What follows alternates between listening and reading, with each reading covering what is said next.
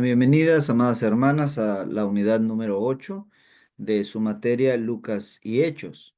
Felicidades, ya han llegado a la última de las unidades de esta jornada de estudios y vamos a comenzar con un momento de oración este tiempo.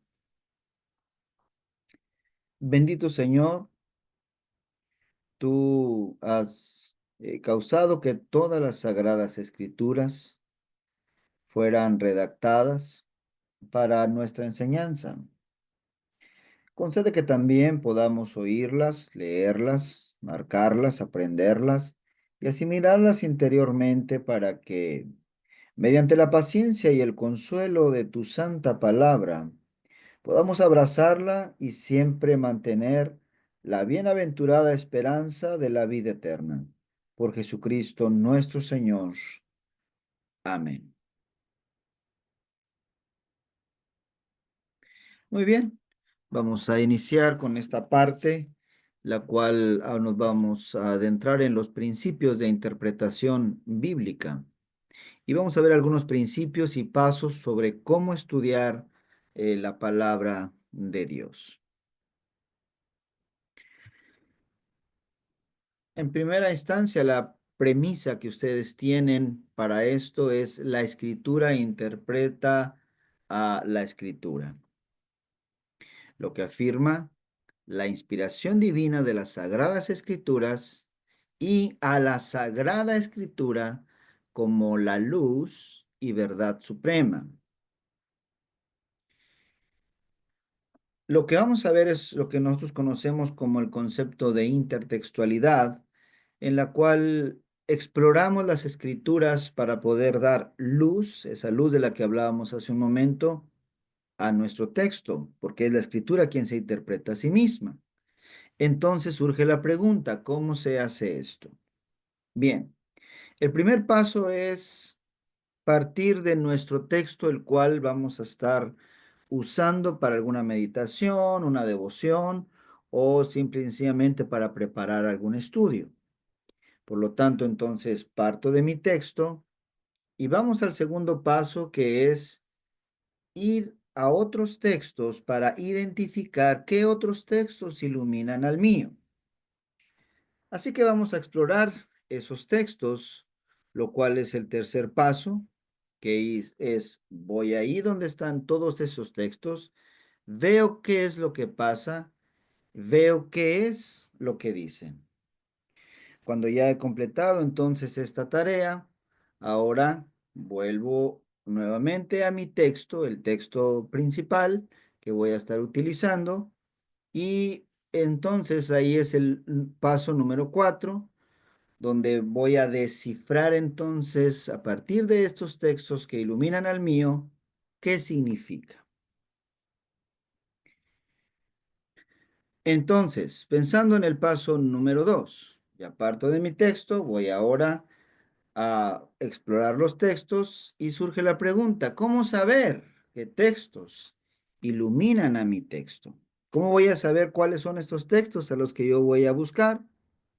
Bueno, pues entonces vamos a buscar textos paralelos a mi texto, si es que los hay. No siempre hay textos paralelos. También textos aludidos o citados dentro de mi texto, como el que vimos en Hechos, capítulo 2, la predicación de Pedro, donde cita el libro del profeta Joel. Lo que conocemos también como sedes doctrinae o sede de doctrina, el lugar de la doctrina en ese texto dentro de la escritura. Otra manera, si usted utiliza el leccionario del año litúrgico, es decir, las lecturas que se utilizan para la predicación, puede usar esos textos que están completamente ligados a nuestro texto. Para esto vamos a encontrar algunas herramientas que usted puede utilizar y que voy a recomendarles y que ya también han recomendado sus maestros, que es la Biblia de la Reforma, el Catecismo Menor del doctor Martín Lutero, y voy a recomendarles también esta liga donde va a encontrar usted en la web lo que es la Biblia paralela. Entonces, ya que tengo las herramientas, voy ahí para buscar y comenzar a buscar mis textos y comenzar a explorar estos otros textos. Abro entonces mi Biblia de la Reforma y ahí, por ejemplo, si su texto es Génesis capítulo 3, va a encontrar que hay referencias, por ejemplo, o comentarios al versículo 1. Vamos a esa parte que me lleva al versículo 1 y, por ejemplo, tenemos Proverbios capítulo 12, versículo 16, que habla de la palabra prudente o sagaz. Y voy entonces a esa parte en el versículo 16 y encontramos que ahí está la palabra prudente. Usted va a explorar todo el texto para ver de qué está hablando ahí el texto paralelo al mío. Puede buscar otro texto como Job 5:12, va allí y entonces busca el verso 12 y encontrará otra vez la palabra ahora astuto. Nuevamente va a explorar en ese texto. Otra herramienta es el Catecismo Menor del doctor Martín Lutero. En las últimas páginas del catecismo de este que estoy presentando en la pantalla, vamos a ir a ver que hay bastantes textos o citas de los diferentes libros de la Biblia al final, como por ejemplo aquí tenemos Hechos, y lo que va a buscar ahí y la herramienta que nos va a ayudar es este número que aparece, como por ejemplo este 203 de Hechos 1, versos 1 al 2. Este 203 es el número de la pregunta que hace referencia a mi texto. Entonces voy ahí, busco la pregunta número 203 que dice, ¿cómo difiere la iglesia de todas las otras comunidades? Busco mi texto allí y me doy cuenta que está en esta parte donde habla de la respuesta. Dice, solo la iglesia está fundada sobre el testimonio de los apóstoles de Jesús como testimonio acerca de la enseñanza y busca todo lo que habla de este tema. Ahí ya entonces ya estoy yo aclarando todas mis ideas, pero también me doy cuenta que este texto está en la parte del catecismo que habla acerca del tercer artículo del credo. Y ahora yo ya estoy aprendiendo un poco más acerca de mi texto que yo estoy explorando. Otra herramienta que yo estaba recomendando es esta parte que puede ir a esta liga de la Biblia paralela, porque aquí, por ejemplo, si usted oprime este acceso, va a encontrar aquí los textos que son paralelos a mi texto. Por ejemplo, si busco Génesis 1, y ahí me va a dar todos los textos que son paralelos a mi texto. También, si oprimo las referencias, voy a encontrar todas las referencias que hay acerca de mi texto. Juan 1, Juan 12, Hechos 17:24, Hechos 1:10. También hay otras herramientas que usted puede encontrar. Por ejemplo, usamos mucho los pastores, los idiomas originales. Si usted va a Génesis 1 en el idioma original, no tiene que saber el idioma, simplemente por ejemplo, si busco en la palabra tierra, voy a oprimir esta parte que estoy encerrando ahí, la cual me va a llevar a esta otra parte que es la que les quiero enseñar, donde me va a hablar de esta palabra que habla acerca de principio y me va a dar todos los textos que hablan acerca de este tema. Ahí también usted puede explorar esos textos para ir dando luz a su texto.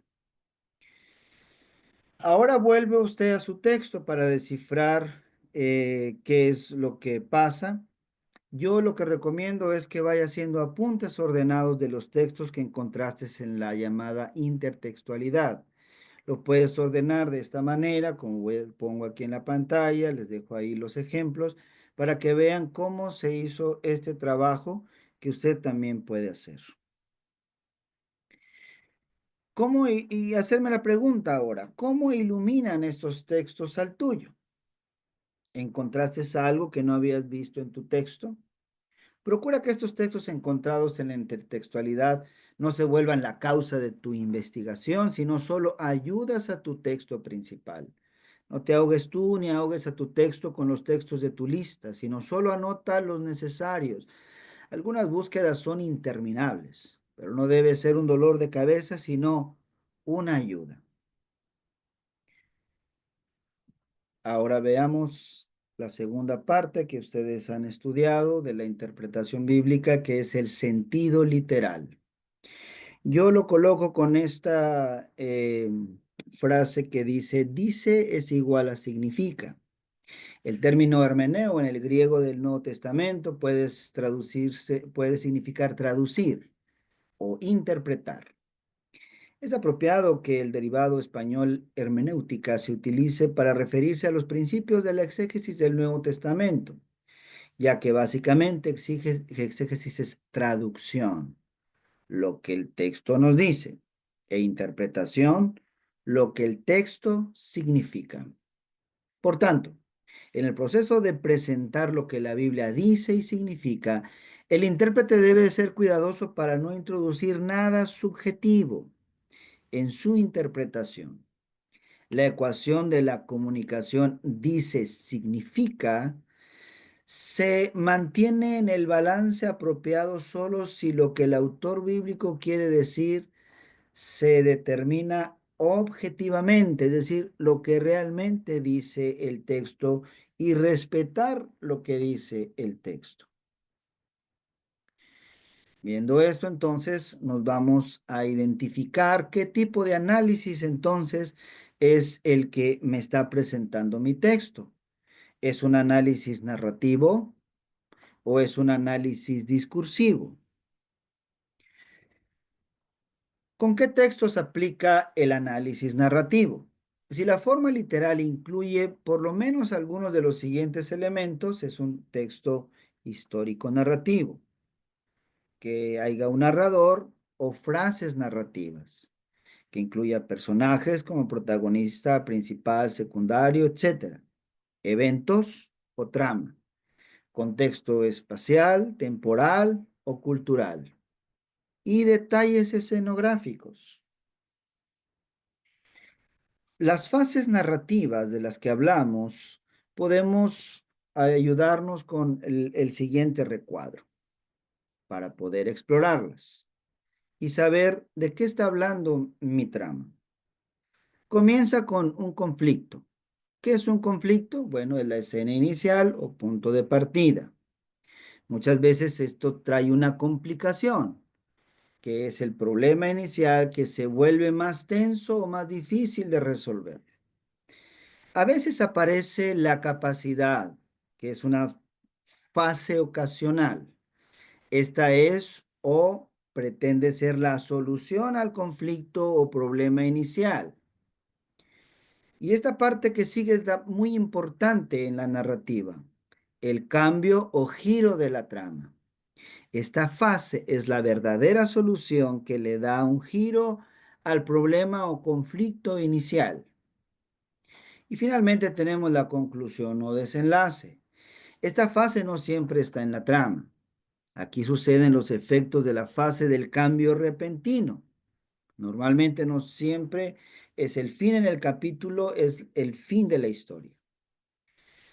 A veces puede aparecer solamente el conflicto y el cambio repentino. Son las partes más importantes de la narrativa. En las parábolas de Jesús tenemos que estas son eventos escatológicos, que es un concepto que ustedes ya han aprendido en la clase. Contiene un signo de juicio, un modo de apartar ovejas de cabras. Son los llamados lentes metafóricos con los que Cristo nos concede observar su reino a través y solamente a través de los ojos de la fe. Algunas veces estas parábolas incluyen análisis narrativo como el que acabamos de observar hace un momento. Las parábolas tienen dos categorías: parábola de reino y parábola de piedad. Estas, que es la parábola del reino, hablan de la intervención divina ocurrida en el evento de Cristo, es decir, es lo que Cristo hace por nosotros, Cristo actuando sobre nosotros. Es la obra que Cristo hizo o Dios hizo a través de Cristo a favor de la humanidad. Un ejemplo puede ser el padre frente al hijo pródigo. La aplicación aquí es lo que Dios hace por mí en diferentes circunstancias. Ahí es el Padre actuando sobre el Hijo pródigo. La palabra de piedad, por su parte, hablan de la reacción mía, la reacción esperada o denunciada frente al evento de Cristo. Nosotros frente a la palabra.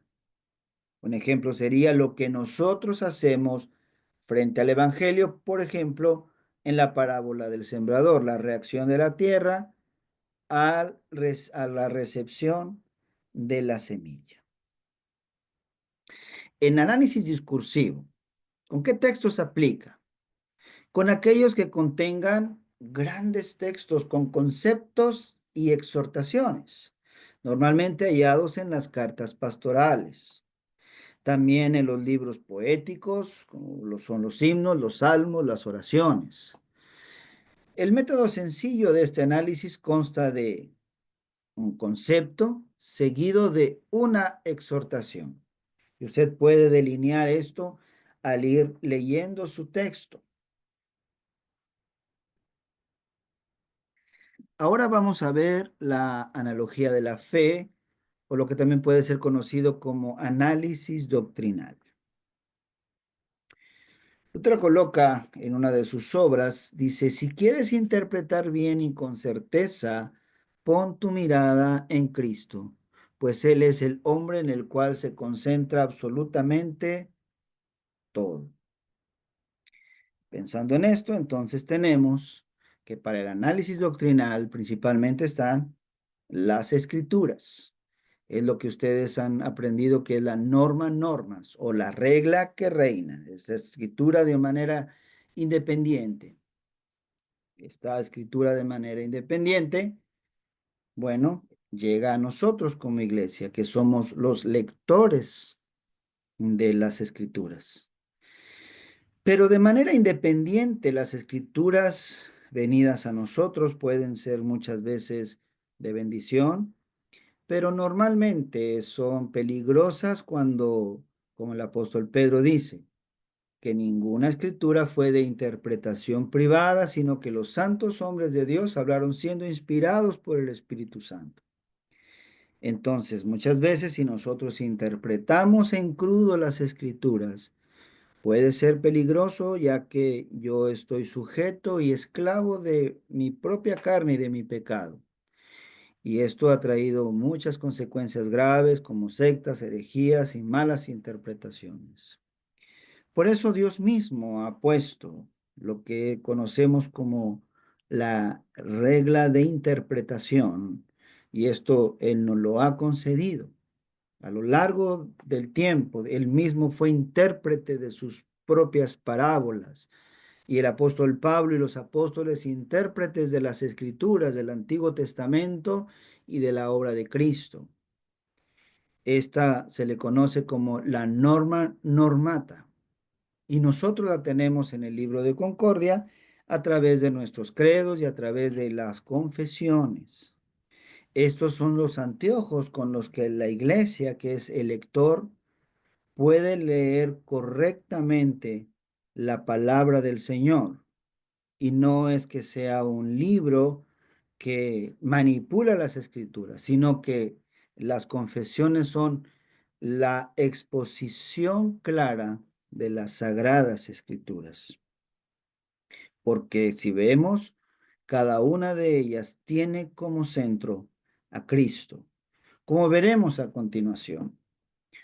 ¿Cuáles son las reglas de interpretación entonces? Bueno, tenemos los credos antiguos, el credo niceno, el credo apostólico y el credo atanasiano. Estos datados del siglo II al V, que tienen como historia la defensa de la persona de Cristo frente a las herejías en contra de la persona de Cristo. Tenemos en el siglo XVI que nacen las confesiones luteranas, como la Confesión de Habsburgo, el, también nuestro Catecismo Menor y toda serie de confesiones que usted va a encontrar. ¿Cómo cumplen esta su función? Bueno, articulan la narrativa propia de la Escritura, articulan las formas doctrinales propias de la Escritura y lo hacen frente a narrativas y fórmulas doctrinales extrañas, contrarias a la palabra de Dios. Estas, como por ejemplo el credo apostólico, como lo vemos en el catecismo, nos habla acerca del Dios trino y eterno que crea todo en perfección. En las confesiones encontramos entonces que este credo, como lo vemos, es nuestro artículo primero de la Confesión de Habsburgo, que nos habla acerca de Dios como nuestro creador. Pero como vemos y seguimos la flechita aquí en color negro, dice que el humano cae y trae condena y muerte, como lo aprendemos en el artículo 2 de la Confesión de Habsburgo. En los capítulos 3 al 4 nos hablan del el Hijo que se hace hombre para salvarnos y de su obra. En el artículo 5 al 15 nos habla todo lo que tiene que ver con el concepto de iglesia, el Espíritu Santo santificando a través de los medios de gracia, a través de la palabra, a través de los sacramentos y el oficio de la predicación. Y en el artículo 17 vamos a encontrar todo lo que es la parte del juicio final y la escatología. Estos entonces son, vemos temas que ya están aquí bien definidos, a los cuales usted puede acceder a través de esta tabla y usarlas como una herramienta para saber dónde encontrar si mi texto habla de esto que estoy mirando aquí en este recuadro y ir a explorar entonces esos artículos para tener más luz también para mi texto a partir de un análisis doctrinal. Quiero compartir esta herramienta con ustedes, voy a estarla dejando para que ustedes puedan tenerla. Es muy buena, la hizo el pastor Adrián Correnti junto con otros pastores que estuvieron trabajándolo. Y note aquí cómo va a ver usted cada uno de los textos, como por ejemplo aquí vemos dos libros de la Biblia, Génesis 3:15, y note cómo nos habla de la apología, el artículo 2 acerca del pecado, o también la fórmula de la concordia en la declaración sólida acerca de la ley y el evangelio. También le va a servir como una herramienta para dividir la ley y el evangelio, como tenemos aquí de Génesis 3:15 en el artículo 5 y en el artículo 15. Note acá en Éxodo, habla acerca del catecismo mayor, la apología, en el artículo acerca de los votos monásticos, de la justificación. Voy a compartir esto más adelante con ustedes. Y ya que hablamos de la ley y el evangelio, vamos a explorar la función o uso dinámico de la ley y el evangelio, que es la otra parte que ustedes están también explorando dentro de la interpretación bíblica. La dinámica de la ley y el evangelio propiamente, ustedes va a estar usando solamente de los tres usos que ha aprendido, el segundo y el tercer uso, a los cuales llamamos usos teológicos, son con los que más usted va a trabajar. Un punto importante en esto que hemos aprendido acerca de la correcta división de la ley y el evangelio para poder hacer alguna lección, alguna devoción o alguna visita. Usted tiene que ir preparada pensando y cuando vas preparada no te ocurre lo que aquí vamos viendo en el recuadro, que cuando usted usa los mandamientos para levantar el espejo de la ley en alguna lectura, en alguna devoción, en alguna visita, no va al tercer uso inmediatamente. Esto es incorrecto. ¿Por qué? Porque sucede lo siguiente, estás pecando en esto, segundo uso, espejo de la ley. Y luego si vas al tercer uso, estás diciendo, deja de hacerlo. No podemos por nuestras propias fuerzas dejar de hacerlo. Siempre va a faltar un punto central, el Evangelio. En esta parte, entonces, usted va a recordar la importancia de que para poder vivir una vida vocacional de manera correcta en la palabra de Dios, partimos en estas tres partes. Y esta es la dinámica de ley y evangelio. Segundo uso. Levanto el espejo de la ley y digo, tú eres este personaje que aparece aquí y pecas igual que este personaje conforme a este mandamiento. La persona entonces se arrepiente de aquello y ahora tú, cuando hay arrepentimiento, das el evangelio. El evangelio es esa palabra del Señor que perdona los pecados y da fe, fortalece la fe, y el Espíritu Santo que llama, congrega, ilumina y santifica, ahora sí capacita espiritualmente a esa persona y ahora sí puedes darle el tercer uso y decirle, ve y haz esto, ve y no peques más. ¿Cómo se hace el análisis entonces doctrinal para poder llevar esto y aplicar esto? Bueno, primeramente identificas la clave de tu texto. Tomas tu texto y vas a decir, ¿a qué mandamiento es el que pertenece mi texto? Puede haber dos, tres mandamientos, pero hay uno que sobresale más. Y tú vas a identificar cuál mandamiento es al que corresponde. A veces pasa que en tu texto predomina más la ley y a veces predomina más el evangelio, pero siempre tienes que buscar esta dinámica. Para eso vas a correlacionar tu texto en la dinámica de la ley y el evangelio, dónde está el mandamiento y cómo puede el evangelio ser remedio para ese pecado que ha cometido. Así entonces tú puedes usar y llevar a cabo segundo uso,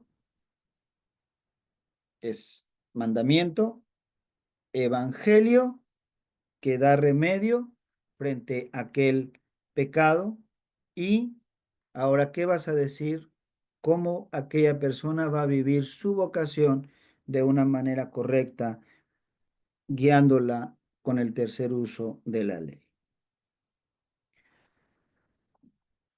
La dinámica de la ley y el evangelio, siempre tienes que recordar que tiene como centro a Cristo, pero no a Cristo como un ejemplo, que es algo correcto, pero este es el tercer uso de la ley.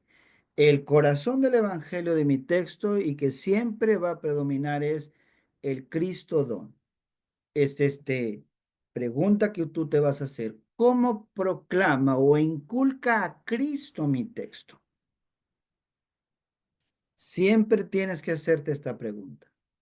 Y la segunda, ¿el Cristo que estoy hallando aquí se me presenta realmente como don o solo como un ejemplo? Es decir, como evangelio o como tercer uso.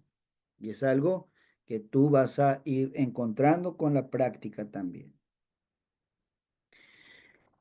Para esto puedes tener la ayuda siempre del artículo por excelencia, que es el artículo de la justificación, que contribuye notablemente para la comprensión clara y correcta de toda la escritura sagrada, y solamente él indica el camino al inestimable tesoro del recto conocimiento de Cristo, y solo él nos abre la puerta a la Biblia entera.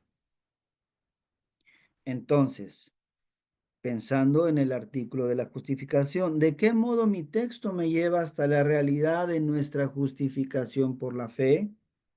Y vas a encontrar el Evangelio entonces ahí. ¿De qué modo el texto le rinde a Cristo la adoración o la tría apropiada y ofrece verdadero consuelo a las conciencias? Y tu texto, con todo el estudio que has llevado, te va a llevar a esta parte que es Evangelio puro. Una buena herramienta es la que nos deja como herencia el doctor Martín Lutero en el acomodo que hace del Catecismo Menor. Y esto él lo llamó nuestra historia de la salvación. Primeramente tenemos que ocupa nuestro catecismo en primer lugar los 10 mandamientos. Con ellos entonces vamos a reconocer la enfermedad, reconocer el pecado en nuestras vidas y en la de nuestros hermanos. Con el credo vamos a ubicar el remedio. El credo es puro evangelio, que nos habla acerca de la obra de la creación, la obra de la redención y la obra de la santificación trinitaria. Y si tú estás haciendo una devoción, con el Padre Nuestro puede servirte de ayuda para hacer la oración final, en la cual pides aquel remedio. Aprendí esta parte en una de las academias Lutero, dictada por el doctor Roberto Bustamante, y es un tesoro que quiero compartir con ustedes. Primeramente, como veíamos en los 10 mandamientos, tenemos el reconocimiento de la enfermedad. Con el credo ubicamos el remedio y con el Padre Nuestro pedimos ese remedio. Pero un punto muy importante en las otras 3 partes, 4, 5 y 6 del catecismo, nos habla de los medios de gracia, el sacramento del bautismo, la confesión y absolución y el sacramento del altar.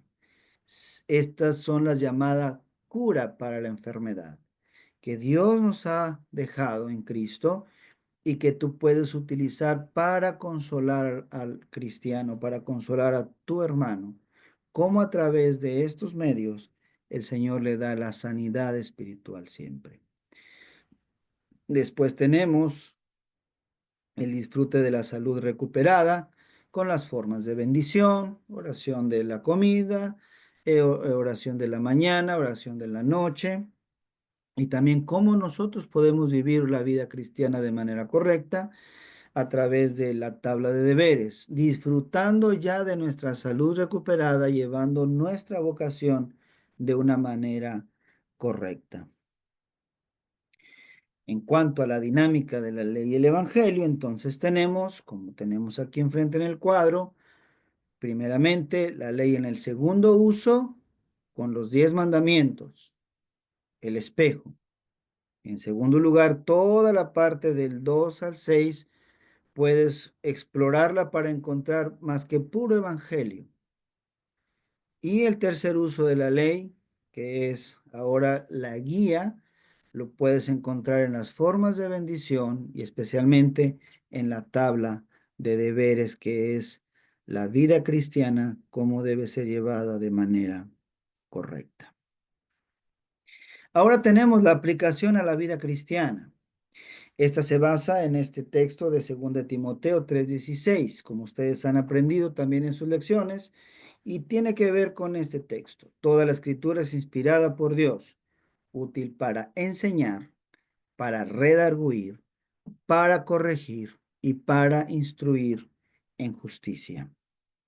De esta manera, entonces, podemos utilizar este cuadro para que usted pueda identificar los usos salutíferos del texto que usted acaba de interpretar y cómo aplicarlo en estas 5 partes de nuestro texto o de los usos salutíferos que tenemos aquí.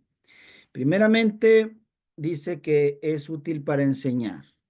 Al estudiar el pasaje de las Escrituras, considere qué doctrina se puede aplicar. Cualquier doctrina que se aplique en el sermón debe provenir directamente del texto mismo. Útil para reprender el error doctrinal.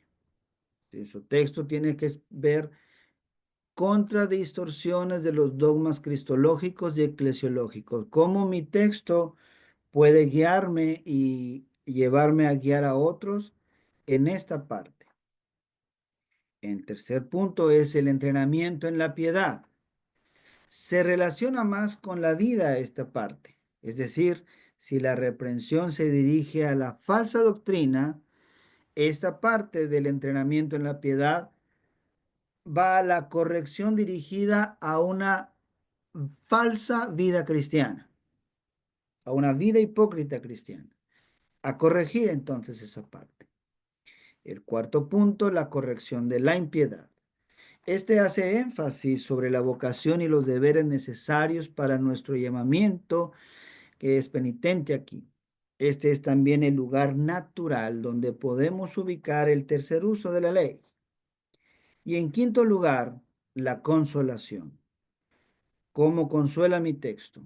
Este uso de las escrituras trae esperanza y fortaleza para los días venideros, especialmente bajo nuestro sufrimiento del mundo, de la carne y del diablo. Amadas hermanas, que el Señor bendiga su palabra y el fin también de esta materia. Que el Señor bendiga también todo lo que viene por ustedes por delante en el servicio de la iglesia. Bendiciones.